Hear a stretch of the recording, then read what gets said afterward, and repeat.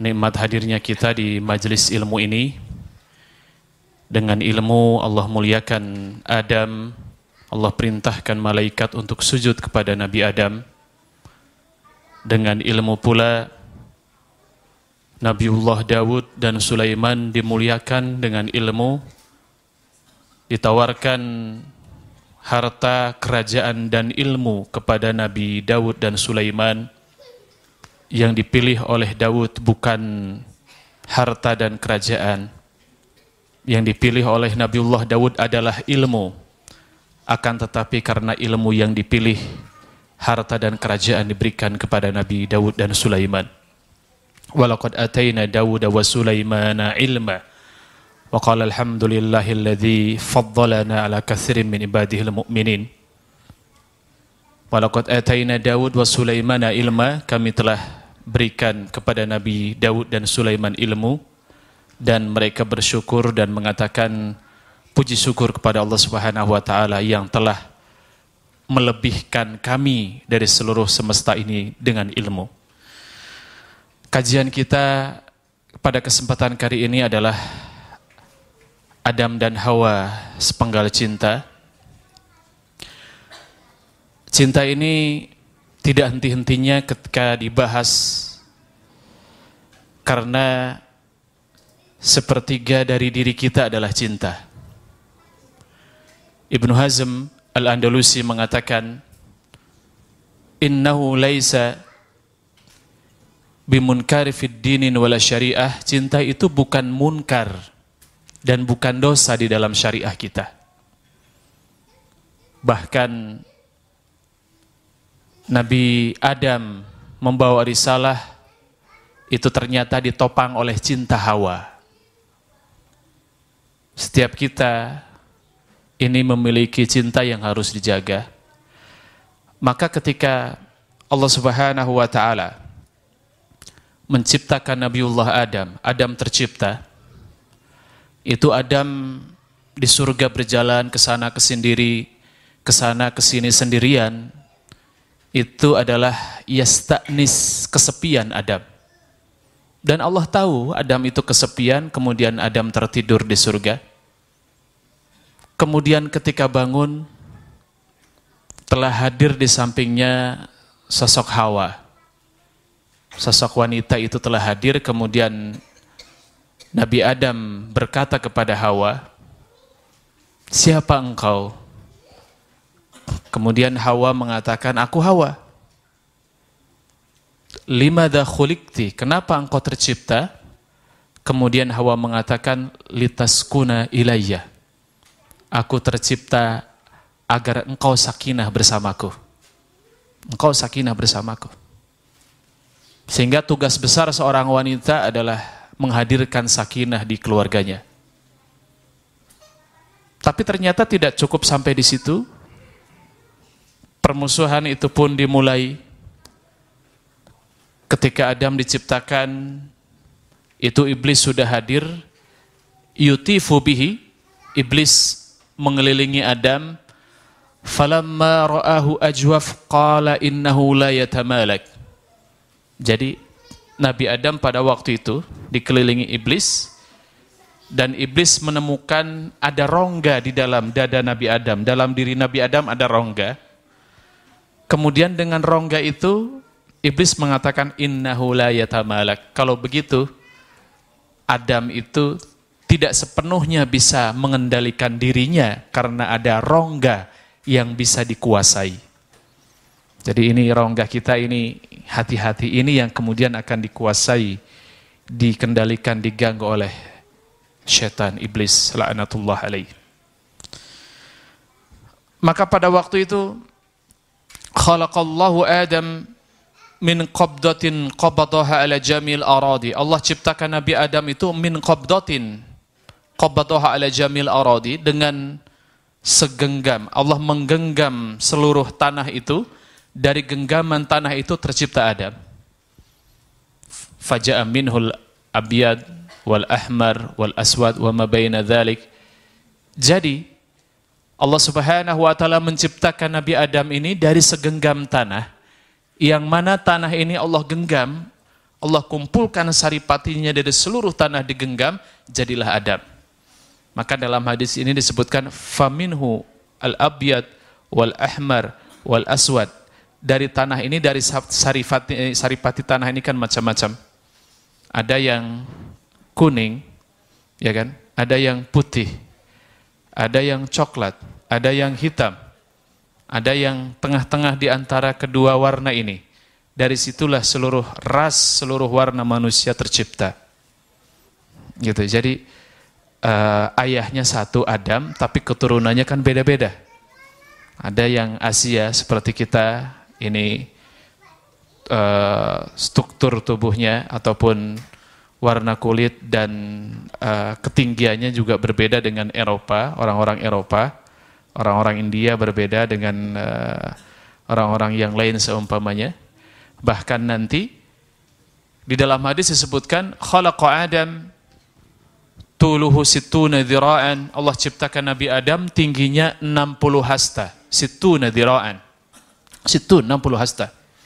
Kalau kita kira-kira satu hasta kira-kira berapa? Seumpama setengah meter. Berarti kalau sittuna dhira'an, Nabi Adam tingginya adalah 30 meter. 30 meter. Kemudian kita berpikir kenapa kita anak cucunya jadi kecil-kecil begini. Padahal ayah kita luar biasa Adam. Gitu kan? Itu dan ini menjadi bahan renungan untuk kita. Allah Subhanahu wa taala mengatakan a'udzubillahi minasyaitonir rajim. Ya ayuhan nas ittaqu rabbakum alladzi khalaqakum min nafsin wahidah wa khalaqa minha zawjaha wa bassa minhuma rijalan katsiran wa nisaa'a wattaqullaha alladzi tasaaluna bihi wal arham innallaha kana 'alaikum raqiba. An-Nisa ayat 1. Wahai seluruh manusia, bertakwalah kepada Rabb kalian yang telah menciptakan kalian min nafsin wahidah, dari jiwa yang satu, yaitu Adam. Jadi Adam, nafsin wahidah di sini adalah Adam, ayah kita, Nabi Adam ini. Ya. Yang kemudian Allah Subhanahu wa taala mengusir iblis dari surga Allah Subhanahu wa taala karena diperintahkan untuk sujud kepada Nabi Adam sebagai bentuk perhormatan dan tidak mau melakukannya. Ya. Wa idh qulna lil malaikati isjudu li adama fasajadu illa iblis. Ini dimulainya dari situ, aba wastakbara wa kana minal kafirin. Nabi Adam telah tercipta, kemudian Hawa tercipta, kemudian Allah perintahkan seluruh malaikat fasajadu illa iblis untuk bersujud, dan semuanya sujud illa iblis. Iblis saja yang tidak mau bersujud.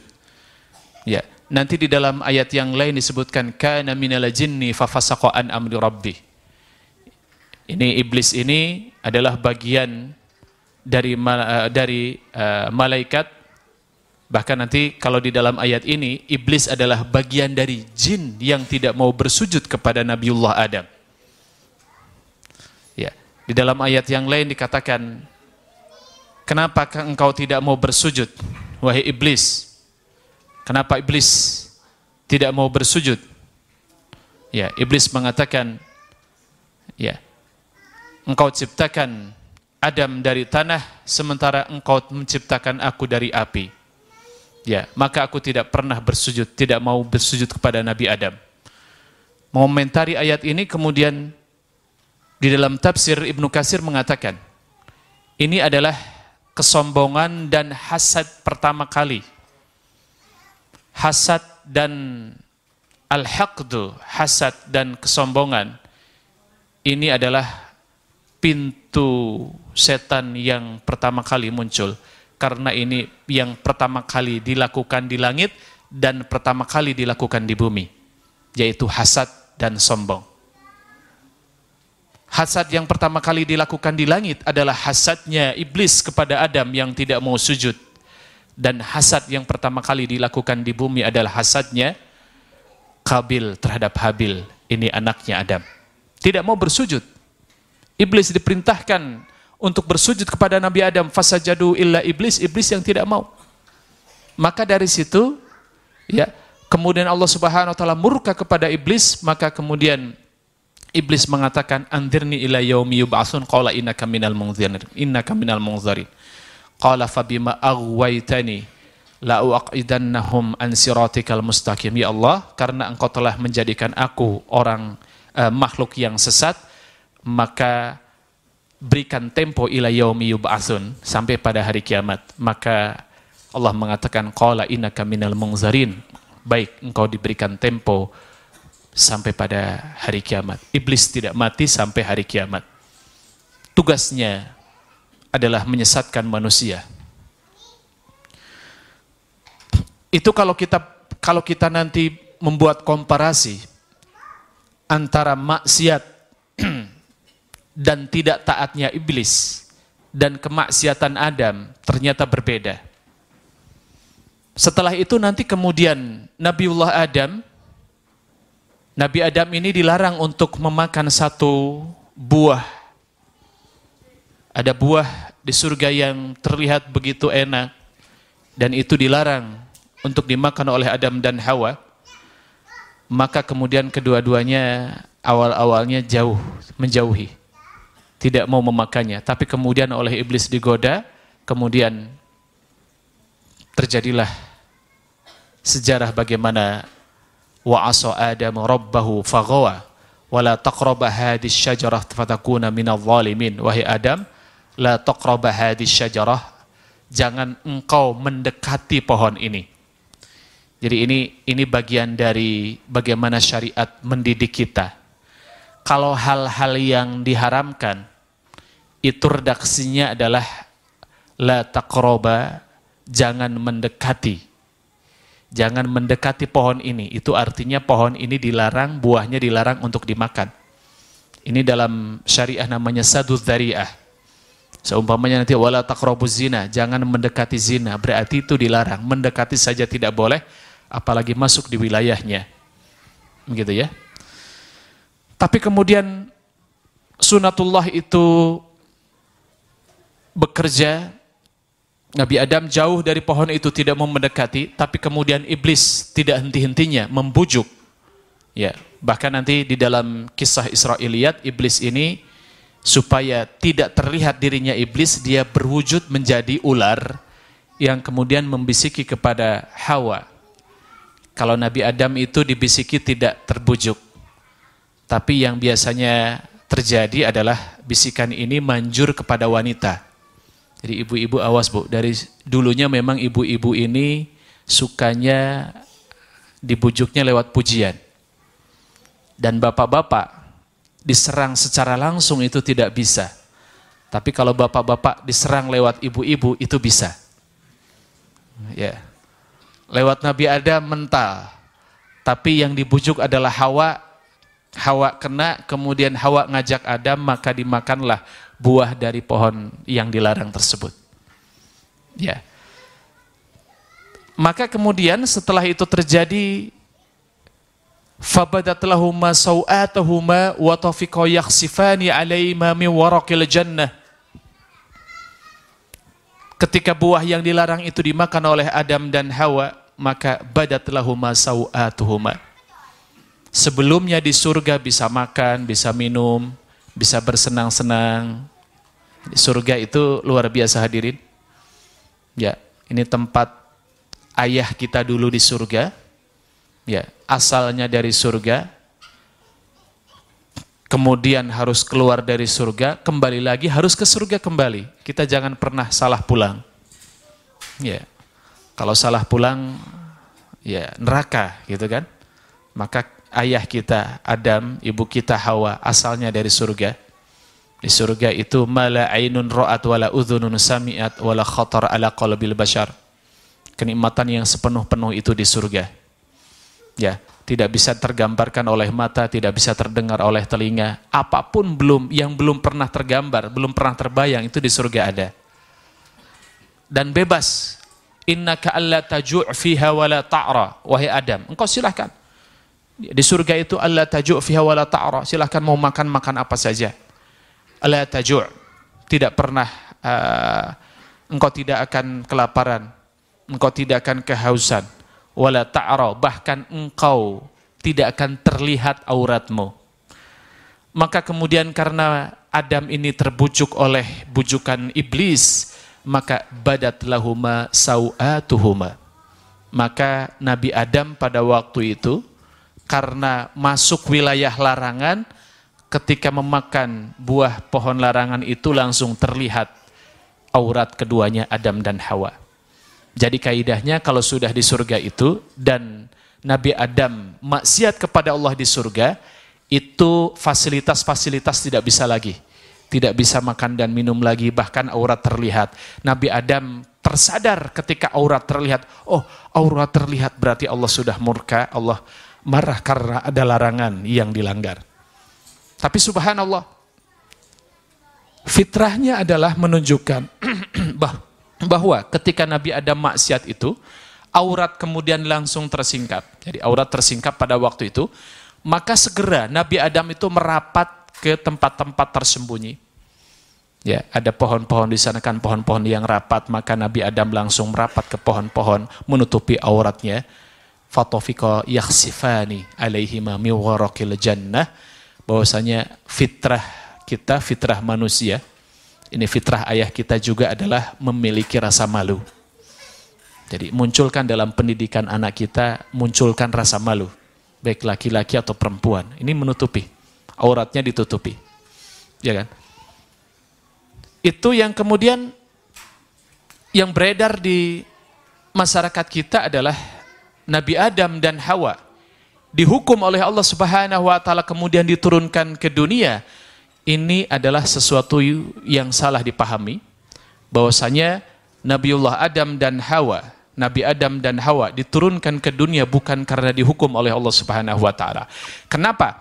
Karena ketika di surga melakukan itu kemudian sudah bertaubat dan diterima taubatnya di surga, kemudian diturunkan ke bumi ini lihikmatin aradallah, karena bentuk kehendak Allah Subhanahu wa taala. Lihat, karena kemaksiatan maka fasilitas-fasilitas yang Allah berikan sekarang tidak lagi. Pelajaran penting bagi kita kalau seorang muslim hari ini bermaksiat, maka fasilitas-fasilitas nikmat yang Allah berikan pada kita akan dikurangi oleh Allah Subhanahu wa taala. Di salafus saleh itu mereka melihat bentuk hasil dari maksiat itu bisa dilihat diperingai istrinya, anaknya dan kendaraannya. Jadi salafus saleh itu kalau melihat ini kok berubah di istri saya, kenapa istri saya tidak mulai muncul tidak taat, kenapa istri saya tidak hangat kepada saya, kenapa anak-anak saya sudah mulai tidak bisa diatur, kenapa kendaraan saya mogok. Ini mereka merenungkan pasti ada kemaksiatan yang dilakukan. Jadi mereka bisa menilai maksiat atau tidak lewat perilaku istri, anak, dan kendaraan. Hari ini kita sudah bisa mengukur sampai situ belum? Kenapa istri saya ngambek ya? Padahal ini tanggal muda. Seumpamanya, bisa jadi karena kemaksiatan suami. Kenapa anak saya bandel banget, disuruh ini nggak mau, itu nggak mau. Bisa jadi ini karena kemaksiatan. Kenapa kendaraan saya mogok di tengah jalan, padahal saya mau hadir ke majelis ilmu. Bisa jadi karena kemaksiatan. Intinya kalau kemaksiatan dilakukan, fasilitas-fasilitas terputus. Terputus semua fasilitas-fasilitas nikmat itu. Termasuk Nabi Adam. Tapi pelajaran penting kita ambil dari sini. Pelajarannya adalah kalau Nabi Adam melakukan kesalahan, kemudian bertaubat, ya, fatalaqa Adamu min rabbihi kalimatin fataba alaih, kemudian fatalaqa Adamu min rabbihi kalimat. Allah Subhanahu wa taala setelah itu mengajarkan kalimat kepada Nabi Adam. Ahlu tafsir mengatakan kalimat tersebut adalah Rabbana zalamna anfusana fa illam taghfir lana wa tarhamna lanakunanna minal khasirin. Rabbana zalamna anfusana fa illam taghfir lana wa tarhamna lanakunanna minal khasirin. Rabbana zalamna, ya Rabb kami, zalamna anfusana, kami zalim kepada diri kami. fa illam taghfir lana wa tarhamna lanakunanna minal khasirin. Jadi nanti ulama mengatakan inilah yang tidak dimiliki oleh iblis. Adam ketika melakukan kesalahan dan dosa ada 5 hal yang dilakukan. Pertama dia mengakui kesalahan, kemudian dia bertaubat, dia menyesal, kemudian Nabi Adam meninggalkan taubat tersebut dan tidak berputus asa. Sedangkan iblis ketika melakukan kesalahan, dia tidak mengakui, dia tidak bertaubat, dia tidak mencela dirinya, dia berputus asa, iblis. Pelajaran penting juga dalam kisah ini adalah fa'asa Adamu rabbahu faghawa.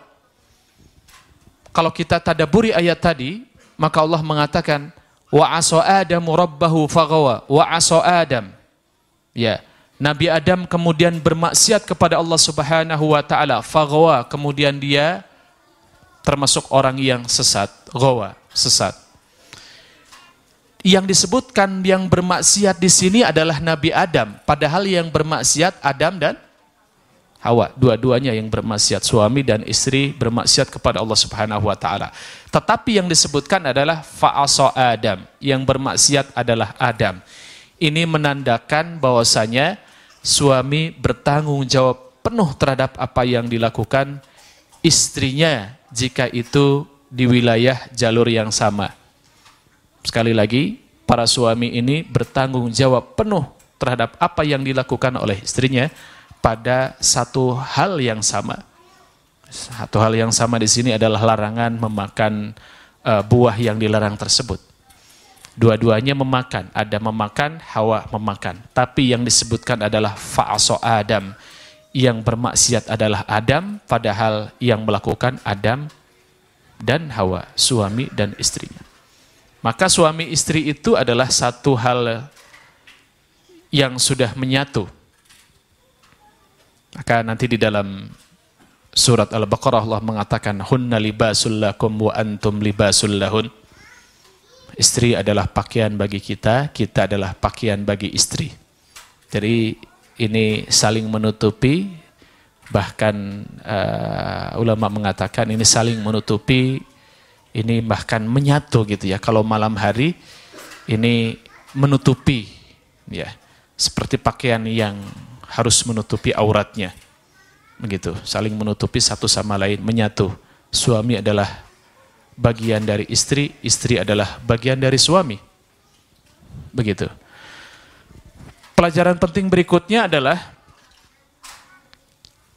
saya sampaikan di awal, hasad dan sombong adalah kemaksiatan yang pertama kali dilakukan di langit. Ini adalah kesombongan iblis. Hasad dan sombong adalah kemaksiatan yang pertama kali juga dilakukan di bumi. Ini hasadnya Qabil dan Habil. Saya ingin bertanya yang kemudian menjadi bahan renungan untuk kita semua. Kita bandingkan kisah iblis yang tidak mau sujud kepada Adam dan Adam yang memakan buah khuldi, buah yang dilarang tersebut.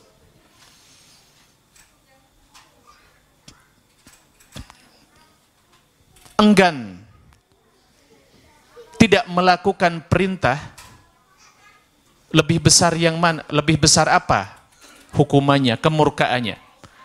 Enggan melakukan perintah atau melanggar larangan Allah Subhanahu wa taala? Kita ini ada perintah-perintah tapi enggan melakukannya. Ada perintah, kita diperintahkan untuk sholat. Kenapa Anda tidak sholat? Maaf, saya lagi gak enak hati. Saya lagi bete ini. Ntar ajalah sholatnya. Lagi sedikit galau, nanti aja sholatnya.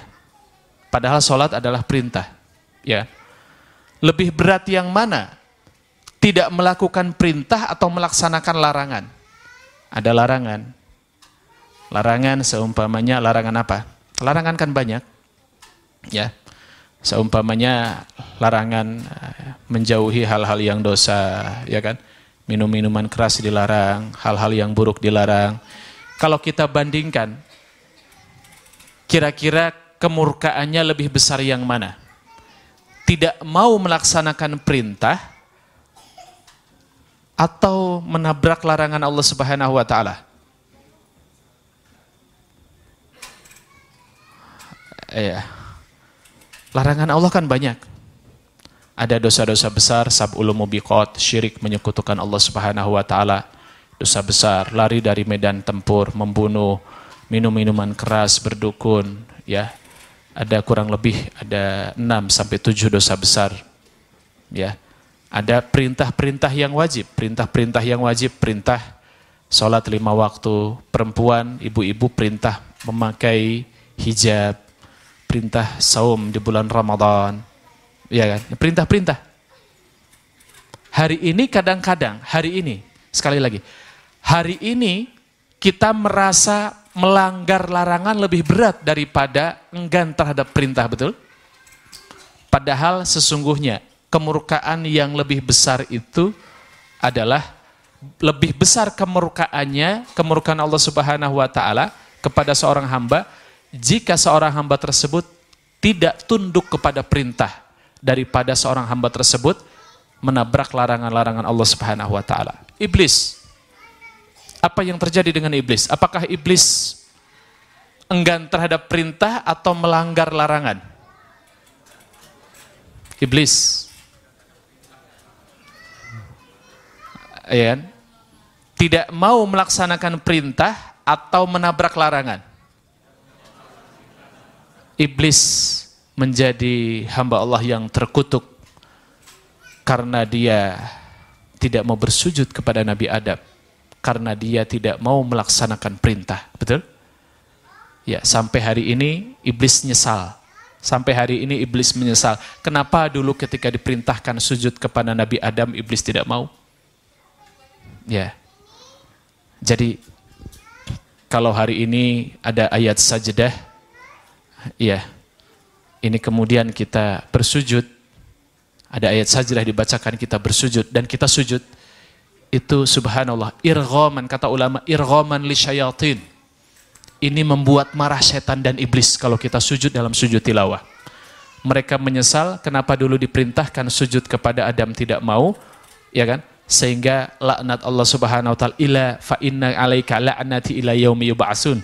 Karena tidak mau sujud maka dilaknat pada sampai hari kiamat. Iblis tidak mau melaksanakan perintah maka dilaknat sampai hari kiamat.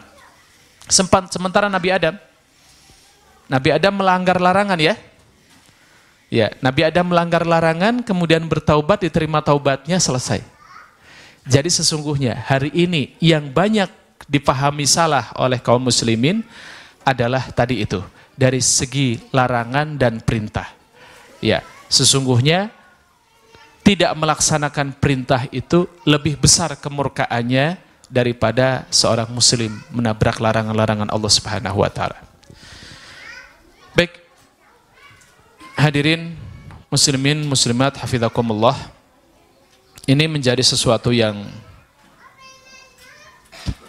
sangat penting untuk kita. Ya, Allah mengatakan auzubillahi minasyaitonir rajim, ini saya sampaikan kembali. Ya.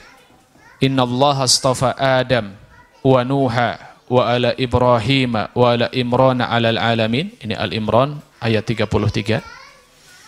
Ini sesungguhnya innallaha astafa Adam, Allah Subhanahu wa taala telah memilih Adam, wa Nuha, dan memilih Nuh, wa ala Ibrahim, dan Allah memilih keluarga Ibrahim, wa ala Imran, dan Allah memilih keluarga Imran, alal alamin, terhadap seluruh alam semesta. Allah telah menjadikan Adam, Allah telah memilih Nabi Adam, ya, sebagai Nabi. Nabi yang mulia, Nabi yang merupakan ayah kita Abul Bashar, gitu ya, Nabi Adam, alal alamin. Ini alal alamin, di atas seluruh umat manusia di alam semesta ini. Yang kita tadaburi adalah innallah astafa Adam, Allah telah memilih Adam, disebutkan nama saja. Wa Nuhan, dan Allah telah memilih Nuh, disebutkan Nuh saja. Tapi poin yang ketiga, wa ala Ibrahim, Allah telah memilih keluarga Ibrahim, wa ala Imran, dan keluarga Imran. Ada perbedaan tidak? Ada ya? Ada perbedaan tidak? Allah telah memilih Adam, Allah telah pilih Nuh, Allah telah pilih keluarga Ibrahim dan keluarga Imran. Adam dan Nuh disebutkan keluarganya tidak? Disebutkan keluarganya? Tidak ternyata. Yang disebutkan keluarga di sini adalah ala Ibrahim, keluarga Ibrahim, dan keluarga Imran alal alamin. Adam seorang nabi, iya. Tapi ternyata Nabiullah Adam disebutkan nama saja karena tidak layak disebutkan keluarga Adam. Nabi Nuh disebutkan Nuh saja karena ternyata tidak layak disebutkan keluarga Nuh. Karena nanti di dalam anak-anaknya, anak Nabi Adam dan anak Nabi Nuh, ada anak-anak yang tidak taat kepada Allah Subhanahu wa taala. Maka dalam tatanan cinta yang harus selamat bukan pasangan suami istri saja, anak-anak dan keluarga kita juga ini harus selamat. Maka kalau kita lihat ini kisah Kabil dan Habil. Ini ada kisah Kabil dan Habil. Ini hasad yang pertama dilakukan di muka bumi adalah hasadnya Kabil terhadap Habil.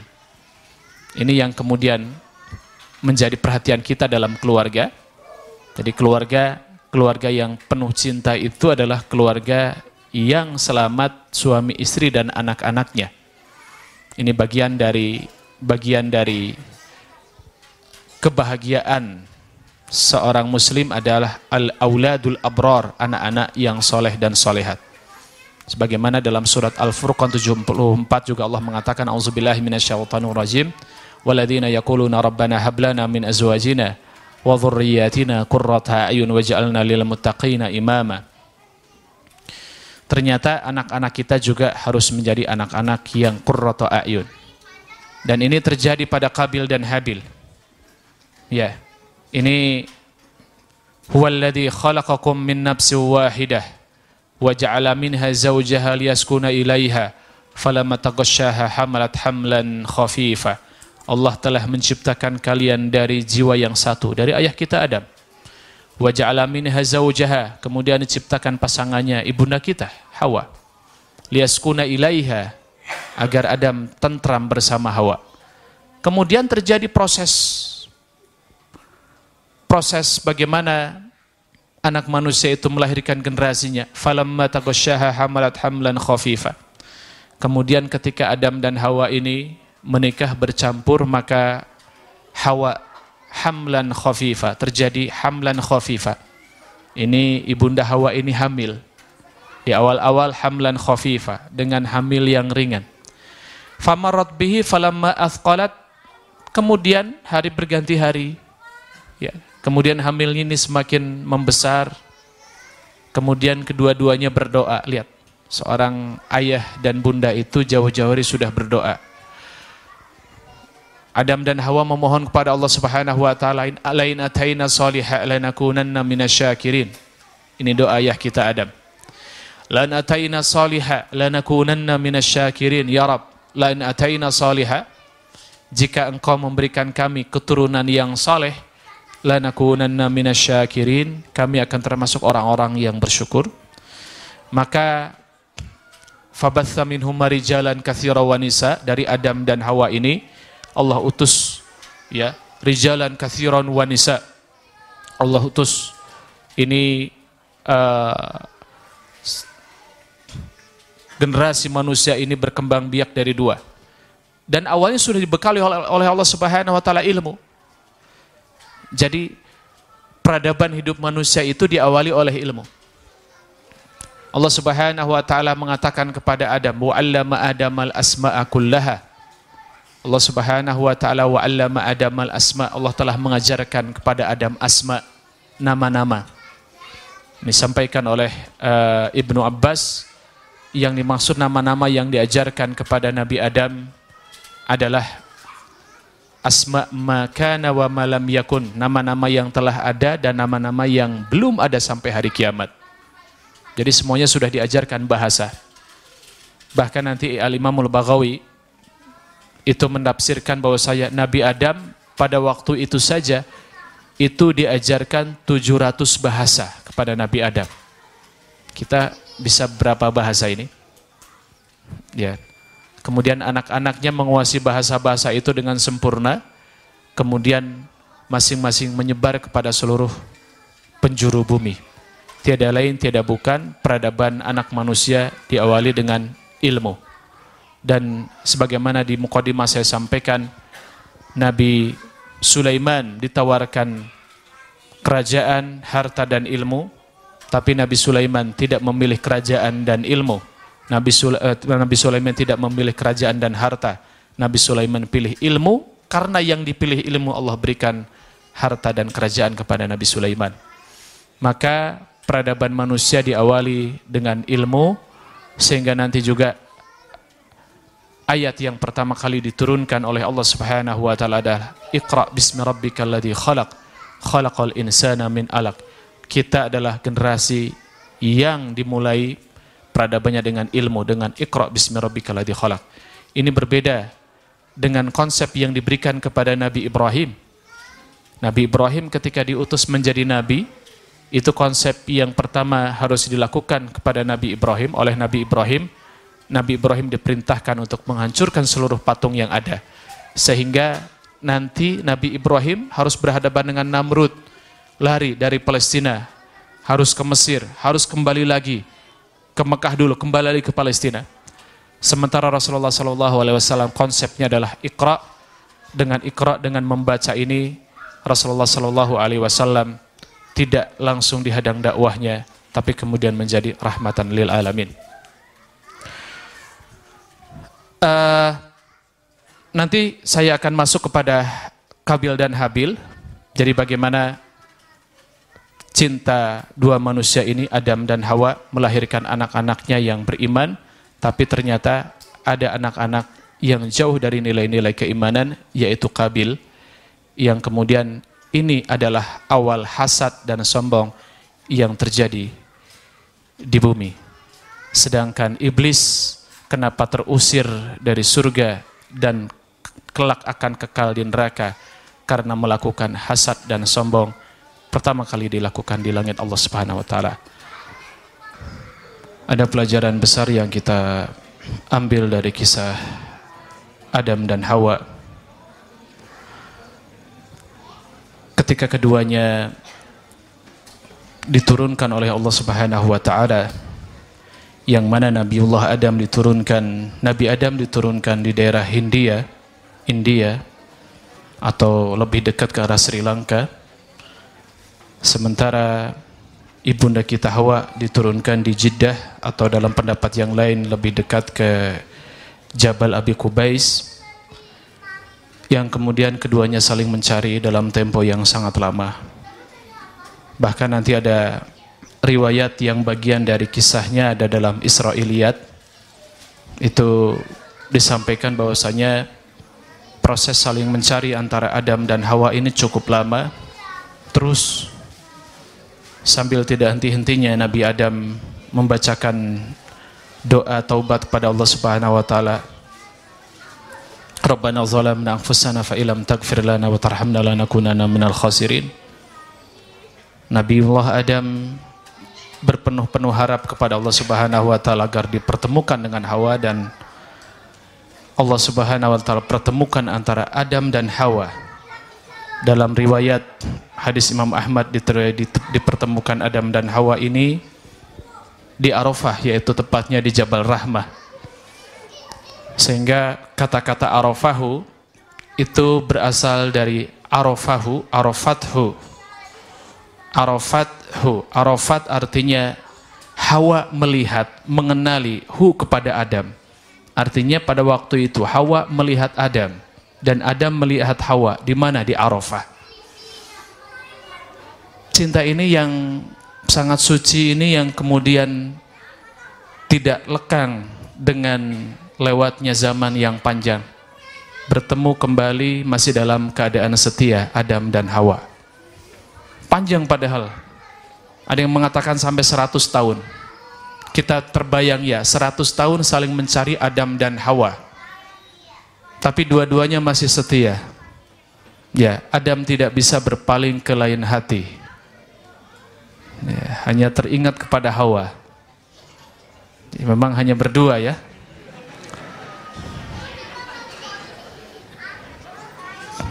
Ya, tapi sangat tulus gitu ya.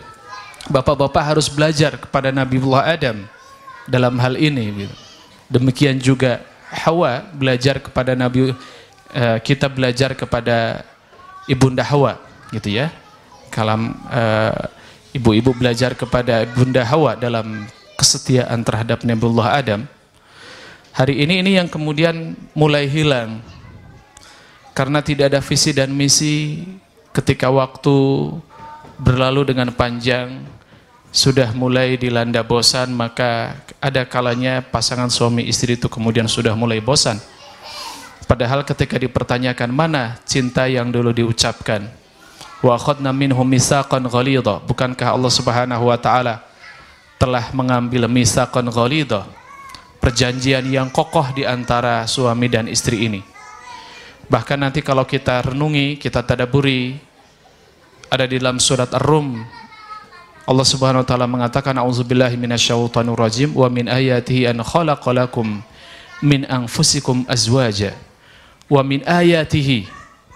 Jadi cinta itu adalah bukti keagungan Allah Subhanahu wa taala. Allah katakan wa min ayatihi. Ini bagian dari ayat Allah Subhanahu wa taala. An khalaqalakum min anfusikum azwaja. Dijadikan manusia berpasangan. Azwaja, berpasangan. Ada laki-laki, ada perempuan. Jadi tengah-tengah laki-laki dan perempuan tidak ada ya. Ini bagian dari keagungan Allah Subhanahu wa taala. Min anfusikum azwaja. Rahasianya adalah wa ja'ala bainakum mawaddatan wa rahmah. Setelah diciptakan berpasangan itu, Allah jadikan manusia itu mawaddah wa rahmah. Allah jadikan cinta dan kasih sayang di antara keduanya. Allah jadikan cinta dan kasih sayang di antara keduanya. Itu menandakan bahwasanya ya, ketika seorang laki-laki dan perempuan, suami istri menikah, tidak disyaratkan harus ada cinta di awal, tidak. Yang penting ada kecocokan, ada ketertarikan, yang kemudian proses cinta itu ditumbuhkan. Allah yang hadirkan cinta itu, karena ayatnya mengatakan wa ja'ala bainakum. Allah jadikan cinta dan kasih sayang. Hari ini banyak keraguan di para pemuda-pemudi kita, kayaknya aku nggak klik sama dia.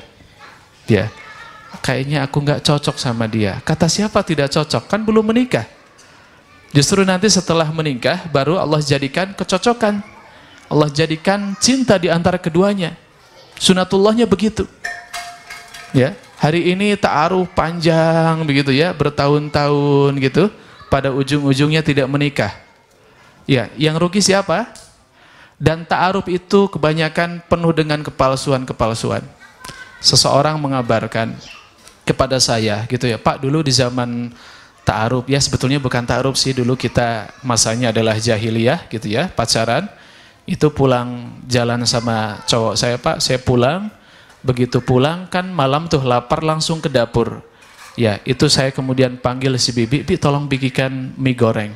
Kemudian si bibinya bilang, Neng bukankah tadi dari luar? Iya Bi. Bukankah sudah makan tadi sama cowoknya? Sudah Bi. Kenapa bikin lagi mie goreng?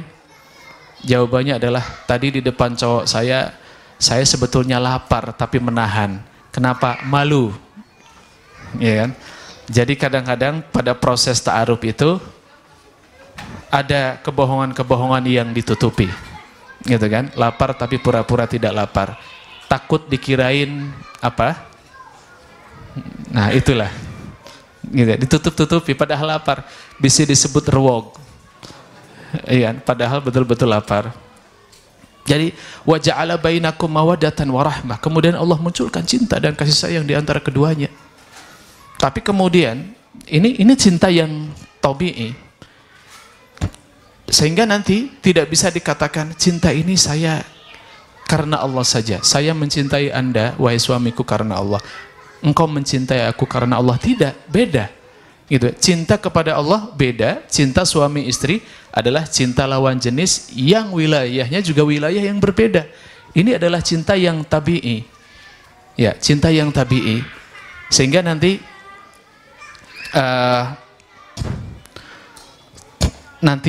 ketika cinta sudah terjalin, ini prosesnya cukup panjang. Ketika cinta telah terjalin, maka jangan sampai cinta tersebut mengalahkan ketaatan kepada Allah Subhanahu wa taala. Ada pengantin baru gitu ya. Ini Abdullah bin Abu Bakar dan Atikah. Abdullah bin Abu Bakar dan Atikah ini baru saja menikah, Bu. Yang namanya pengantin baru kan luar biasa ya. Hidup ini indah ya. Waktu-waktu sangat sayang untuk dilewatkan ya. Dilewatkan berdua gitu. Sayang sekali kalau harus dilewatkan tanpa kebersamaan dengan pasangannya gitu ya. Semua terasa indah seolah dunia milik berdua, yang lain terasa ngontrak saja gitu ya. Berdua ini suami istri, ini sudah sah halal. Subhanallah, pada waktu itu adalah hari Jumat. Pada waktu itu hari Jumat, dan Masya Allah ini suami istri ini karena baru menikah, maka ungkapan-ungkapannya juga ungkapan-ungkapan syair. Kalau di zaman itu orang-orang Quraisy, orang-orang Arab, mereka sangat pandai melantunkan syair-syair. Jangankan pada lawan jenis, kepada suami istri, di medan perang pun mereka biasa melontarkan syair-syair itu. Bahkan di pertemuan-pertemuan umum mereka mengucapkan syair-syair itu. Sebagai contoh, seumpamanya Abu Tamam mengatakan, antal mulu anta syamsun wal muluku kawakibu idza tala'ta lam yabdu min huna kaukabu. Semuanya begitu diungkapkan kepada raja. Wahai raja, engkau adalah matahari, yang lain adalah rembulan, yang lain adalah bintang. Jika engkau datang, bintang itu akan tersilap dengan sinarmu. Jadi itu terus yang indah-indah itu disampaikan. Pada waktu itu hari Jumat, ya Abu Bakar ayahnya itu lewat ke rumahnya, ke depan rumahnya, ternyata anaknya sedang, ya begitu, oh ini pengantin baru, sedang duduk berdua, ya sedang bermadu kasih, menyampaikan puisi-puisi cinta. Itu hari Jumat. Terus kemudian sudah diingatkan, nah awas ya, jangan lupa ini hari Jumat. Kemudian Abu Bakar sholat Jumat. Sholat Jumat, selesai sholat Jumat, pulang ke rumah, ternyata Abdullah bin Abu Bakar dan Atikah masih saling memadu cinta, Bu. Masih saling balas-balasan pantun. Ya, kemudian ketika ditegur, "Nak, ya, dari tadi begini saja." Kemudian Abdullah mengatakan, "Ayah, emang sudah sholatnya?" "Ya Allah, kita sudah bubar sholat Jumat." Gitu kan? Ini Anda masih saling berbalas pantun cinta saja dari tadi. Sehingga kemudian Abdullah ini dimurkai oleh Abu Bakar Siddiq radhiyallahu anhu. Maka kemudian Abu Bakar Siddiq memerintahkan Abdullah untuk menceraikan Atikah. Terbayang ya, cinta yang baru saja itu diperintahkan untuk diceraikan. Padahal masih deket-deketnya nih pengantin baru gitu ya. Kalau terjadi sama antum, apa yang terjadi nih? Ya, perintahkan untuk diceraikan. Diceraikan hadirin, diceraikan. Sama Abdullah diceraikan, taat kepada ayahnya. Setelah diceraikan, apa yang terjadi? Yang terjadi adalah berbalik, yang tadinya hidup ini terasa indah, pantun-pantun cinta melantun gitu kan. Sekarang setelah perceraian ini, hidup keduanya ya ini hidup yang tak menentu gitu ya. Ini ibarat bunga, dia sudah mulai layu, masing-masing layu. Semakin hari semakin tidak ada semangat, semakin hari semakin padam cahaya. Ini adalah karakter orang yang cintanya terhalang tuh begitu. Antum tahu kisah Qais dan Laila? Qais dan Laila ini kan di zaman Umayyah begitu ya. Cinta yang kemudian tidak terbalas. Ya, keduanya saling mencinta, kemudian tidak direstui orang tua, kemudian tidak kesampaian cintanya. Ya, pada akhirnya Laila harus keluar kota. Ayahnya tidak setuju, maka pindah keluar kota. Qais mencari, ya. Bahkan untuk menghilangkan rasa rindunya, itu Qais harus melihat rumahnya saja sudah senang. Ibu-ibu dulu gimana? Melihat ya rumahnya, atau bapak-bapak mungkin ya, baru melihat rumah si dia itu sudah senang. Mungkin yang muda-muda nih, antum baru lewat ke kosan yang akhwat yang antum taksir itu sudah senang gitu kan. Itu Qais juga begitu. Qais mengunjungi lewat di depan rumahnya, Bu. Padahal itu Laila sudah pindah, udah nggak ada Laila. Tapi dalam rangka mengobati rasa rindunya, Qais datang di situ, lewat di depan rumahnya. Laila sudah tidak ada. Kemudian dia turun dari untanya. Kemudian mawajadtul Laila faqabaltul jidar wal jidar. Laila tidak ada. Yang ada hanya tembok-tembok rumah Laila. Maka Qais memeluk dan mencium tembok itu. Dari ujung ke ujung dicium, Pak. Begitu memang. Maka yang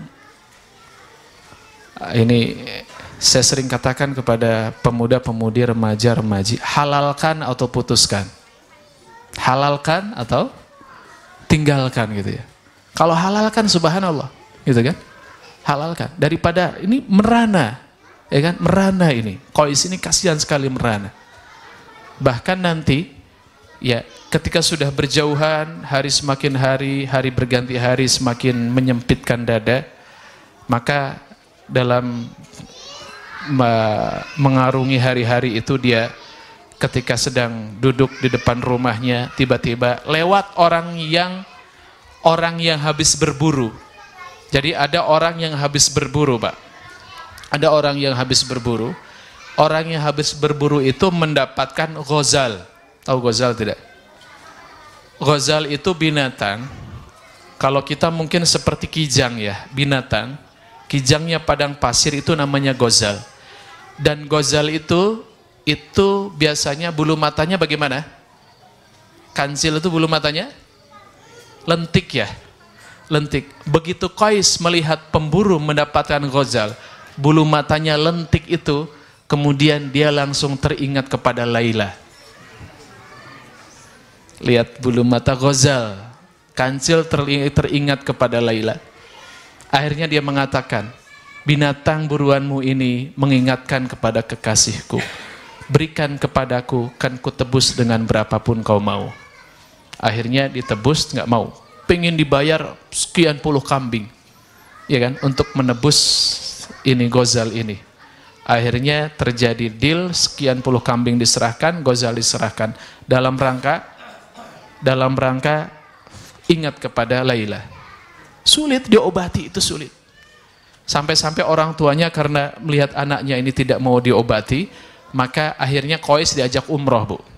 Udahlah umroh aja biar lupa kamu. Ya kan, mikirin orang yang gak jelas, dia gak mau, orang tuanya gak setuju, udah umroh aja. Dia ajak umroh, orang tuanya berdoa, ya Allah, jadikan ini anak saya ini hatinya engkau lapangkan. Ya, jadikan hatinya ini engkau cabut nama Laila dari lubuk hatinya. Ternyata Qais berdoa sebaliknya. Ya Allah, ya, sebagaimana engkau tahu engkau cinta, aku cinta kepada Laila. Jadikan kecintaanku kepada Laila dalam hati semakin subur dan semakin subur. Mau diobati malah semakin parah.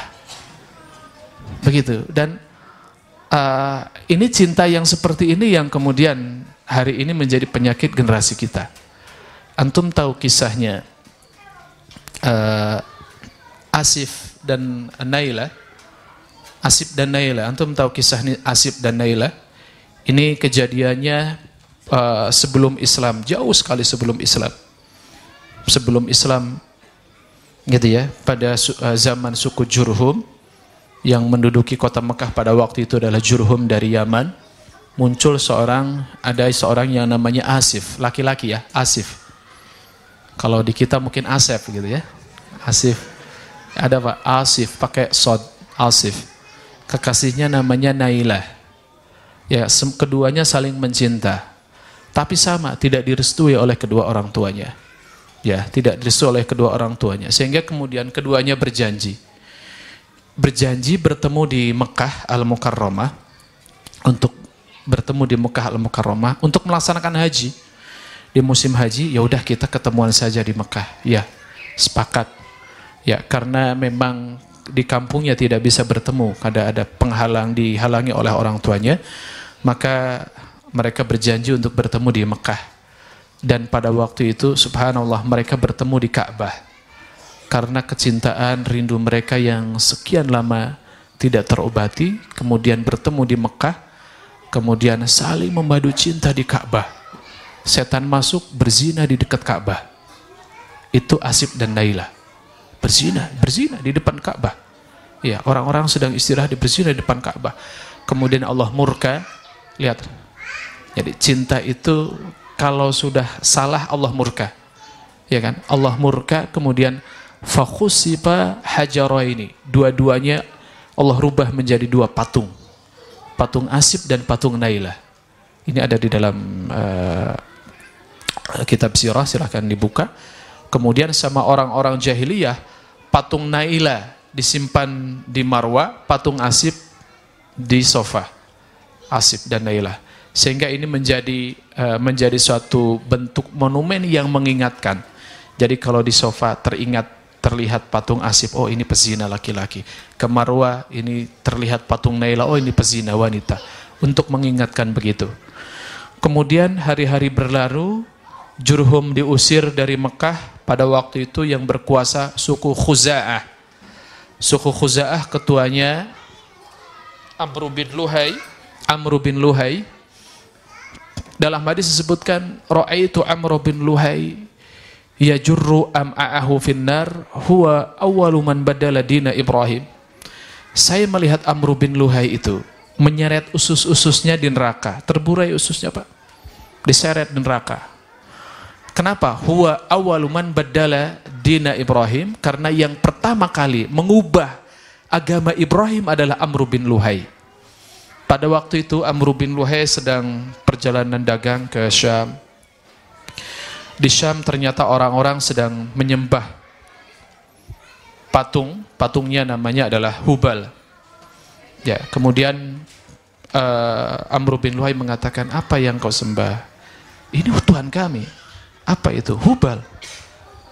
Fungsinya apa? Ini Tuhan kami menurunkan hujan, memberikan rezeki, menjaga, memberikan keselamatan. Oh ya, kalau gitu mintalah. Di Mekah nggak ada hujan. Siapa tahu Hubal ini bisa memberikan hujan di Mekah. Ya kan? Akhirnya dibawa patung berat-berat juga digotong. Dibawa dari Syam terus sampai di Mekah. Kemudian sampai di Mekah dimasukkan ke Ka'bah. Semua patung termasuk Nailah dan Asif dikumpulkan dan disembah di Mekah. Dari situlah pertama kali penyembahan terhadap patung. Hadirin muslimin muslimat hafizakumullah. Jadi nanti di dalam Islam ada yang namanya tarbiyah jinsiyah. Ada pendidikan jinsiyah, tarbiyah jinsiyah untuk generasi kita. Ada generasi kita. Ini pendidikan jinsiyah. Sehingga nanti di dalam pendidikan jinsiyah ini adalah sejak awal anak-anak kita ini harus sudah terpisah.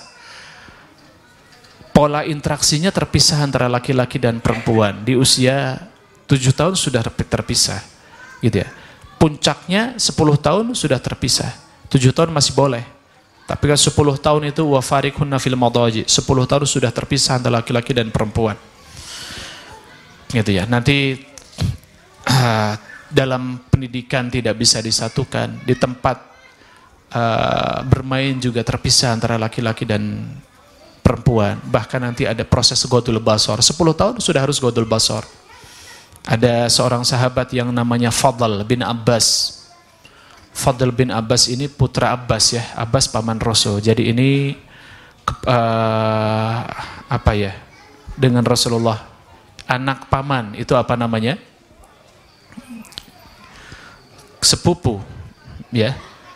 Rasulullah Shallallahu Alaihi Wasallam pada musim haji ini itu membonceng sepupu, ya, sepupunya karena lebih muda, ya, baru 10-11 tahun, maka dibonceng di depan menggunakan unta.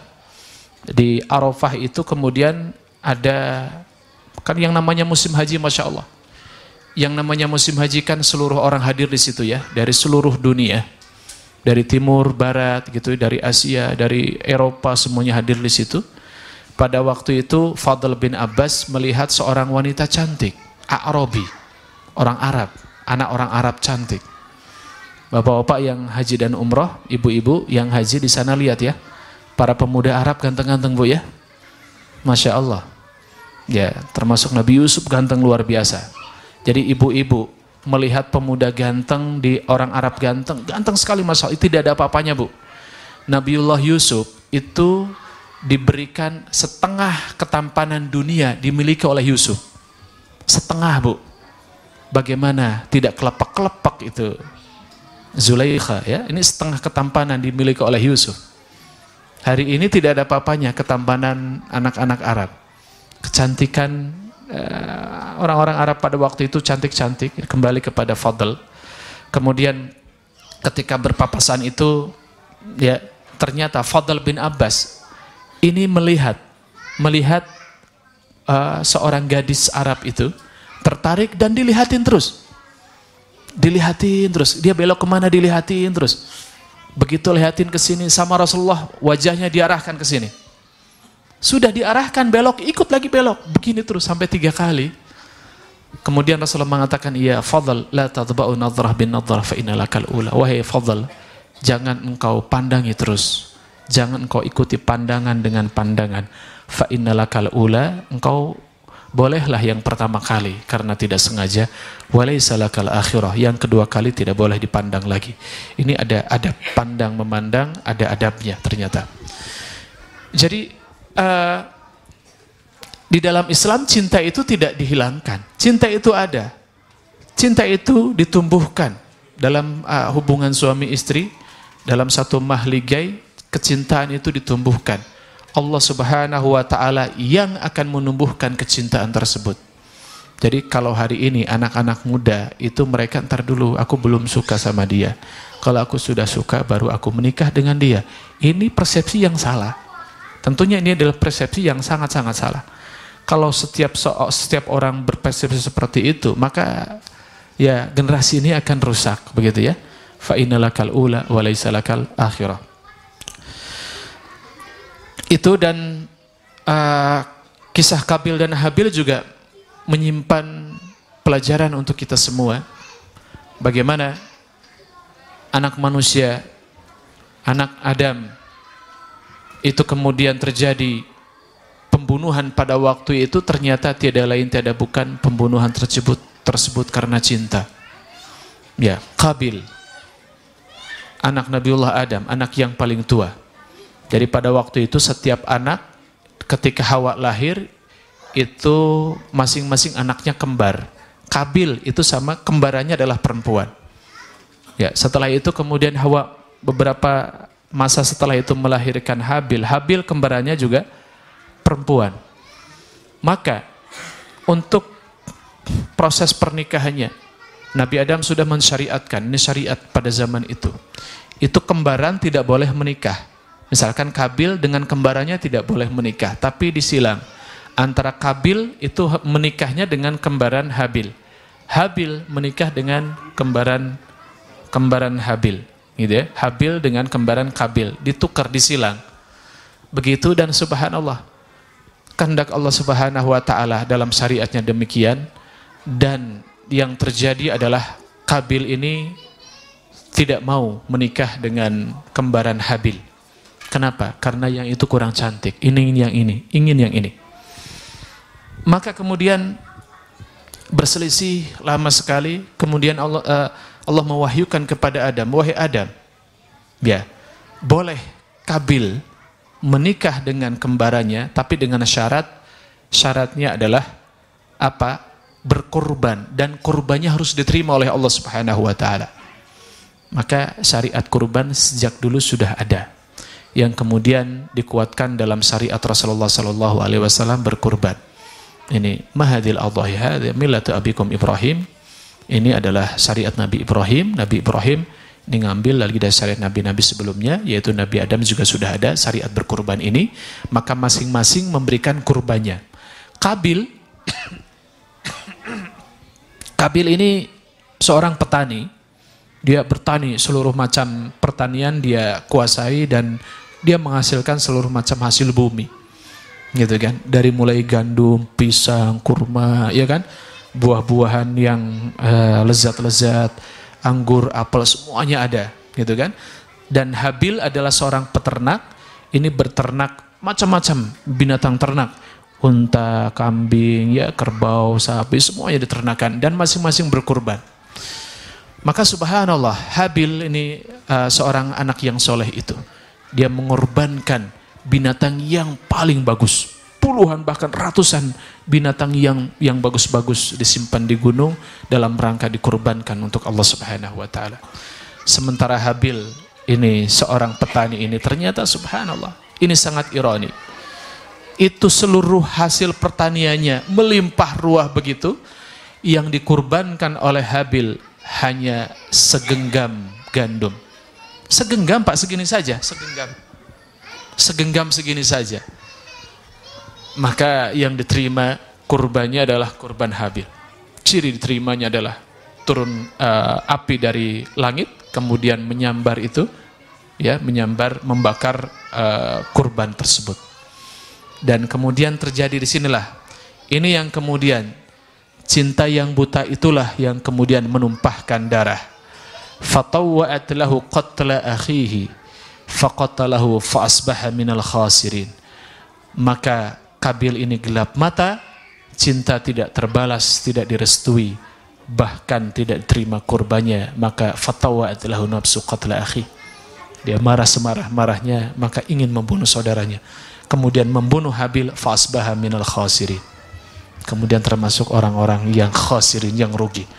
Bahkan nanti di dalam hadis disebutkan, tidaklah ada pembunuhan yang terjadi hari ini, kalau ada pembunuhan, setiap pembunuhan yang terjadi dari dulu sampai sekarang, ini Kabil ini kebagian dosanya.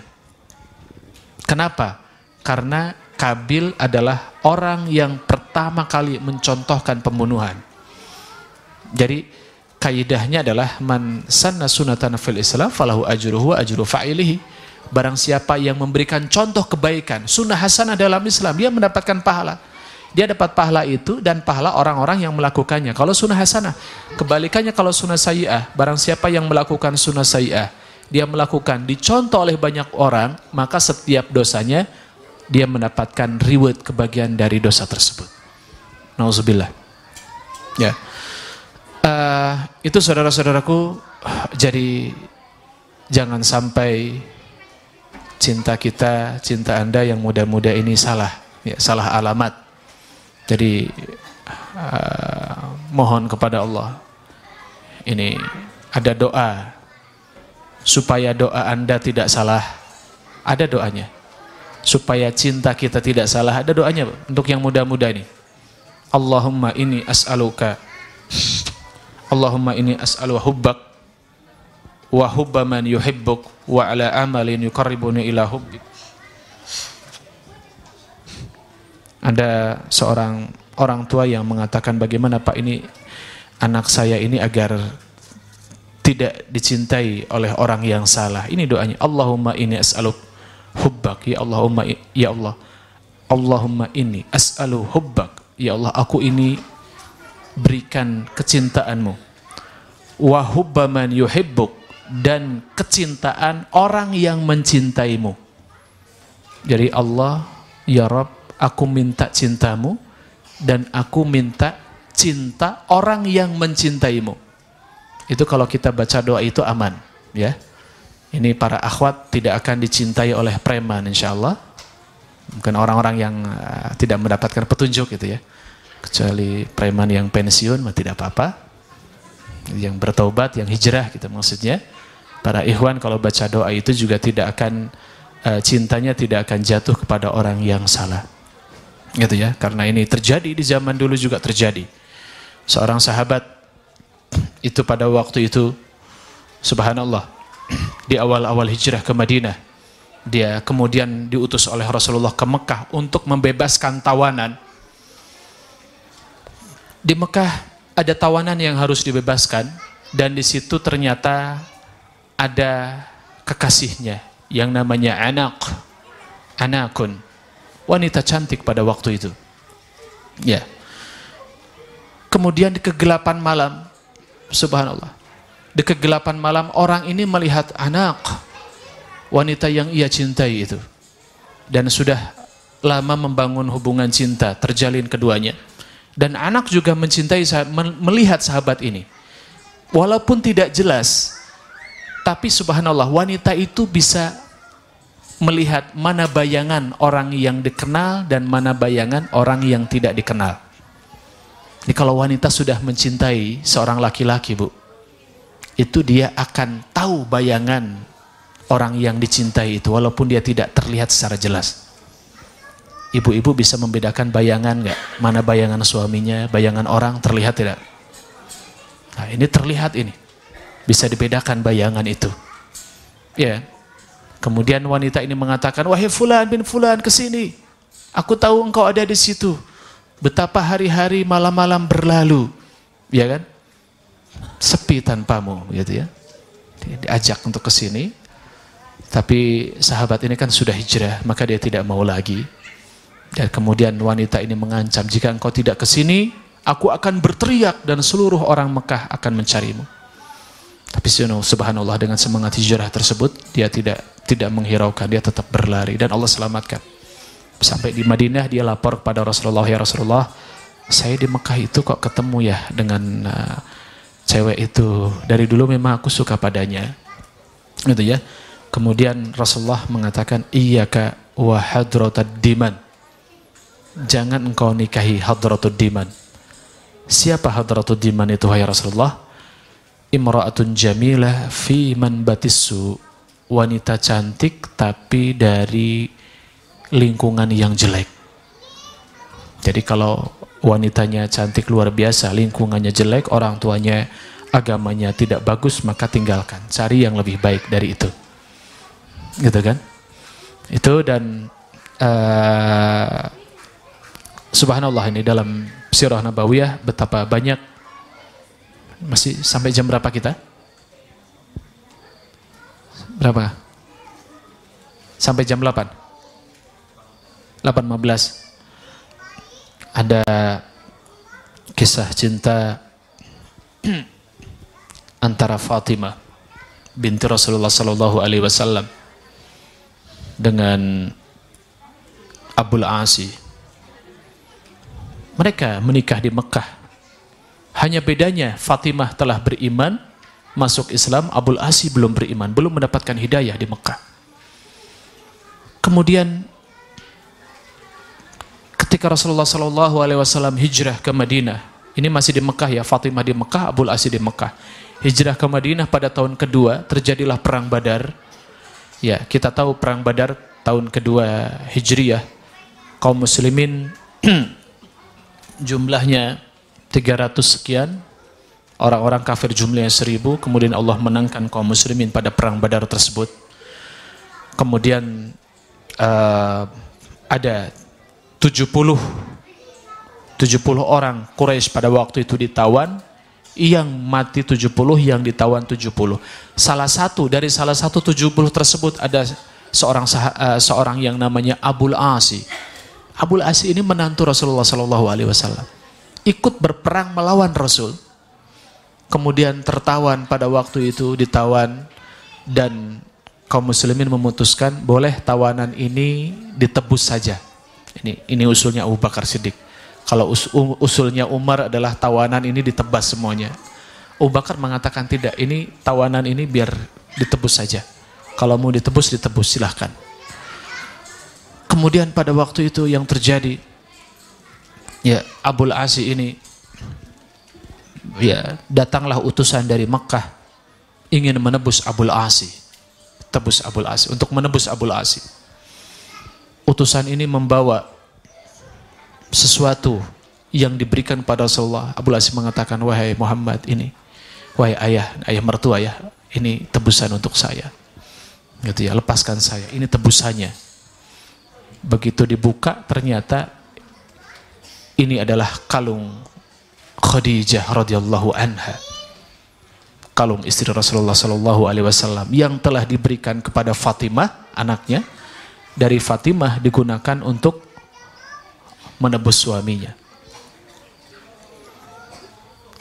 Maka Rasulullah Shallallahu Alaihi Wasallam begitu melihat kalung ini, dipegang, dilihat, ini adalah kalung Khadijah, seorang istri yang sangat dicintai itu. Kalungnya ada. Kalung ini hadir untuk membebaskan menantunya. Maka kemudian Rasulullah mengatakan, Abul Asi, kalung ini begitu berharga, lebih berharga dari seluruh yang ada. Simpan untukmu, kembalikan kepada Fatimah. Ya, engkau bebas, tidak usah ditebus dengan kalung itu. Dengan syarat engkau pulangkan, engkau kirim Fatimah ke Madinah. Fatimah suruh ke Madinah, kalungnya kembalikan ke Fatimah, engkau ke sini. Subhanallah, Rasulullah Shallallahu Alaihi Wasallam masih melihat kalung gitu ya, kalung Khadijah. Dan cinta tersebut juga terjadi pada putri Rasulullah SAW, Fatimah, yang kemudian Abul Asi dibebaskan, yang kemudian ketika sudah sampai di Madinah, kurang lebih pada tahun ke-7 Hijriah, Abul Asi tertawan lagi. Abul Asi tertawan. Fatimah sudah di Madinah, dengan Rasulullah sudah berkumpul. Abul Asi itu memimpin pasukan ke daerah Asirah, kemudian dikejar oleh Zaid bin Sabit. Abul Asi tertawan. Abul Asi tertawan, dikirim ke Madinah. Ketika dikirim di Madinah, karena ini tawanan, setiap tawanan itu dimuliakan oleh Rasulullah Sallallahu Alaihi Wasallam. Maka Abul Asi disimpan di masjid, diikat, dan di Masjid Nabawi. Abul Asi melihat kaum muslimin sholat berjamaah, mendengar Rasulullah Sallallahu Alaihi Wasallam, melihat Rasulullah ditaati, berjamaah sholat begitu khusyuk, berdoa, baca Quran, betapa khusyuk, begitu ya. Kemudian terbersit di dalam hatinya, Abul Asi ini tertarik dengan Islam. Abul Asi tertarik dengan Islam. Kemudian Abul Asi mengatakan, ya wahai Muhammad, wahai muslimin, saya ini hanya tawanan saja. Jika engkau izinkan aku untuk mengembalikan harta-harta yang kau bawa, maka aku minta izin pada kalian. Maka dibebaskan dan diizinkan ke Mekah. Sampai di Mekah, ini ternyata Abul Asi menyerahkan seluruh harta-harta milik orang Mekah tersebut. Kemudian beliau menyampaikan, wahai seluruh penduduk Mekah, asyhadu an la ilaha illallah wa asyhadu anna Muhammadar Rasulullah. Ya, kemudian setelah itu Abul Asi kembali ke Madinah dan bertemu dengan Fatimah, kembali menjadi keluarga yang utuh. Gitu ya. Baik, itu yang dapat disampaikan. Mudah-mudahan Allah berikan kekuatan kepada kita untuk mengambil seluruh pelajaran kisah Adam dan Hawa, Qabil dan Habil, dan hati kita diarahkan kepada cinta yang benar, cinta yang halal dalam ikatan rumah tangga. Yang belum mendapatkan cintanya, semoga segera mendapatkan. Yang sudah ada, mudah-mudahan Allah kekalkan dalam sakinah mawaddah warahmah. Berikan anak-anak kita menjadi anak-anak yang menjadi qurrata ayun. Rabbana hab lana min azwajina wa dhurriyyatina qurrata ayun waj'alna lil muttaqina imama. Wa sallallahu ala Muhammad wa ala alihi wa sahbihi wa barik wa sallam tasliman katsira. Walhamdulillahi rabbil alamin. Wassalamualaikum warahmatullahi wabarakatuh.